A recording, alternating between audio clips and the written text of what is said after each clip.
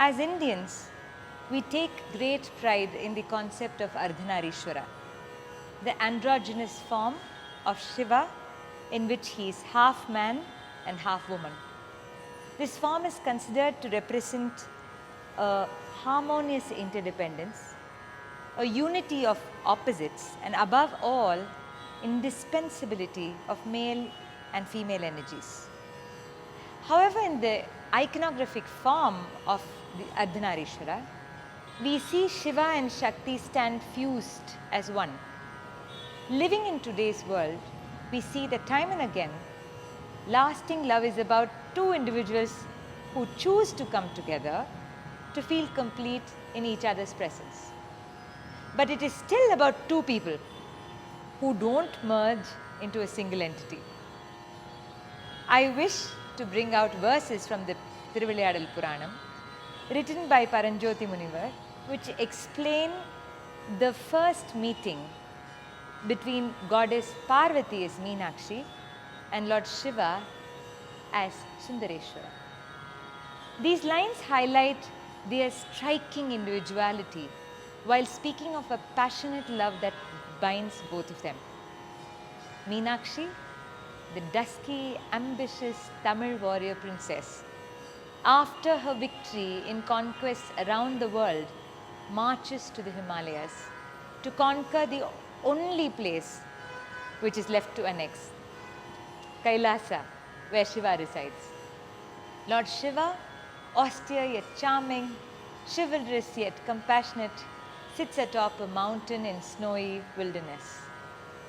She charges towards him, and lo behold, his sheer presence disarms her and causes her to drop her weapons.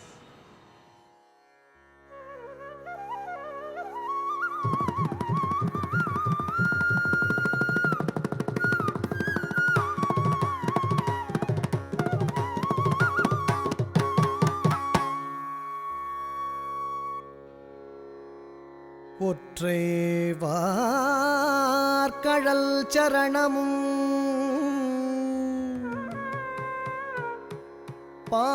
பாம்பசை துடுத்த வெம்புலி தோலும்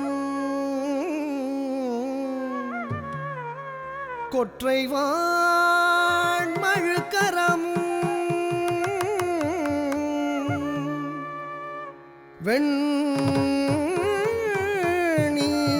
வெண்ணீரணி கோலமும்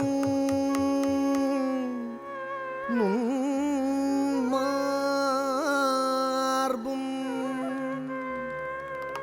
கற்றை வேணி புந்தனையே நோக்கிய கருணை செய் திருநோக்கும் பெற்றதன் வலப்பாதியை தடாதகை பிராட்டியும் எதிர்கண்டாள். ஆ ஆ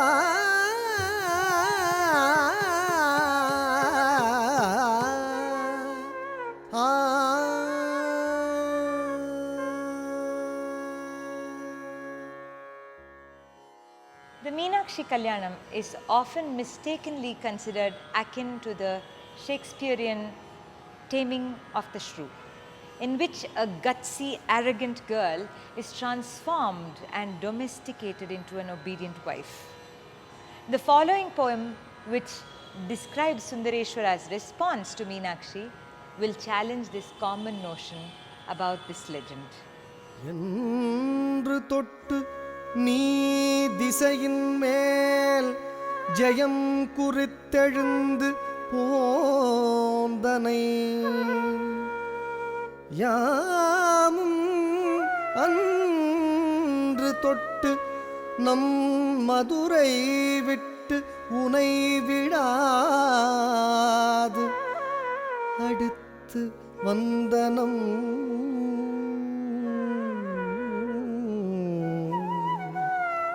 உன்னை தொன்று தொட்டு நான் மறையுறை வழிவரு சோமவாரத்தன்று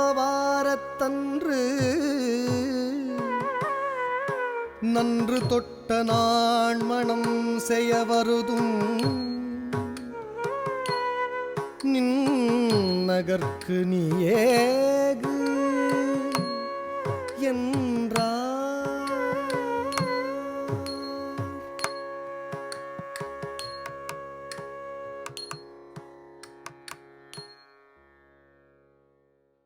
The above exchange between the couple, with its several subtle undertones, offers a beautiful way to approach love and companionship in today's world. When Meenakshi drops her weapons, it is not submission to superiority, but an acknowledgement of having found her equal. As she stands mesmerized by his form with his snake and his tiger skin, which stands testimony to his valor, the benevolence in his eyes is what disarms her.